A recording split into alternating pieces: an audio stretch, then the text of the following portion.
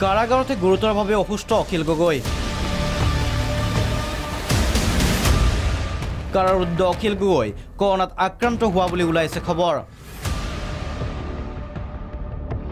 পিছে স্পষ্টকৈ কোনো তথ্য সদৰি কৰা নাই কাৰাগাৰ কৰ্তৃপক্ষই।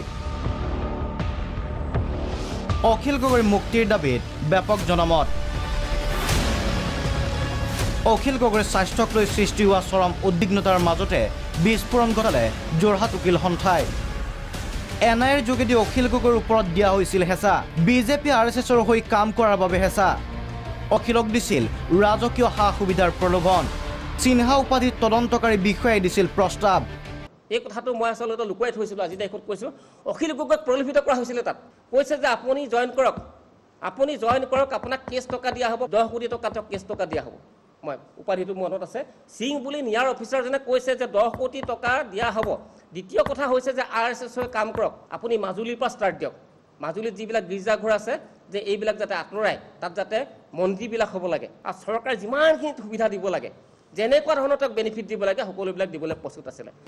অখিল গগৈ সহ আন 3জন কাৰাৰুদ্ধ নেতাৰ ক্ষেত্ৰত কিবা অঘটন ঘটিলে অসমত ক্ষোভৰ জুই জ্বলিব বুলি মন্তব্য কৰিলে যোৰহাট উকিল সন্থাই। যেতিয়ালৈকে অখিল গগৈ আচলতে আত্মসমৰ্পণ নকৰে, তেতিয়ালৈকে হয়তো নিয়া বা ভাৰত বা অসমৰ চৰকাৰখনে অখিল গগৈক মুকলি আকাশৰ তললৈ আহিবলৈ নিদিয়ে। আহোমক বিদেশী বুলি কৈছে, সেইদিনাখন মই নিজে তাত আছোঁ।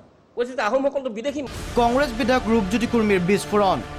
গুপ্ত হত্যাৰ বলি হ'ব পাৰে অখিল গগৈ। এয়া অখিল গগৈ এইটো এটা পুৰা ধাৰণা, পুৰা মানে অকণো মানে হেৰি নাই, ধাৰণা হৈছে যে তেওঁ এই গুপ্ত হত্যাৰ বলি হ'বলৈ গৈ আছে। কিন্তু মোৰ বিশ্বাস তেওঁ নিশ্চয় ৰক্ষা কৰিব অখিল গগৈক আৰু সহযোগীসকলক।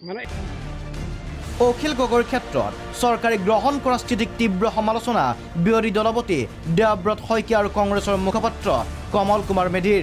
বৰ্তমান অখিল গগৈ ডাঙৰীয়া অসুস্থ, আৰু সেই গতিকে তেখেতকে লৈ বাকী সকলৰ ক্ষেত্ৰতো আমি পূৰ্বতে মুখ্যমন্ত্ৰী মহোদয়ক দাবী কৰাৰ নিচিনাকৈ মই ভাবোঁ অসম চৰকাৰে তেখেতসকলক কাৰাগাৰৰ পৰা মুক্ত কৰিব লাগে, আৰু তেখেতসকলৰ চিকিৎসাৰ বাবে তেখেতসকলক হস্পিটেলত লৈ আহিব লাগে। অখিল গগৈ আৰু সতীৰ্থসকলক কি আওমৰণে মৰিবলৈ এৰি দিব বিচাৰিছিলে নেকি? আৰু হিমন্ত বিশ্ব শৰ্মা ডাঙৰীয়া স্বাস্থ্য বিভাগ ইমানেই শক্তিশালী যে গোটেই ৰাতি ধৈৰ্য আৰু বিতুৰ দৰে দুগৰাকী নেতাক হস্পিটালে লৈ ফুৰিব লগা হ'ল। কিয়? চিট নাই, কি কাৰণে? উল্লেখ্য যে অখিল গগৈৰ মুক্তিৰ দাবীত ৰাজ্যৰ ভিন্ন স্থানত প্ৰতিবাদ সাব্যস্ত হোৱাৰ লগতে ছ'চিয়েল মিডিয়া যোগেদিও গঢ়ি উঠিছে ব্যাপক জনমত। যোৰহাটৰ পৰা উৎপল বৰা আৰু উত্তম শইকীয়াৰ সহযোগত নিউজ ডেস্ক, প্ৰাগ নিউজ।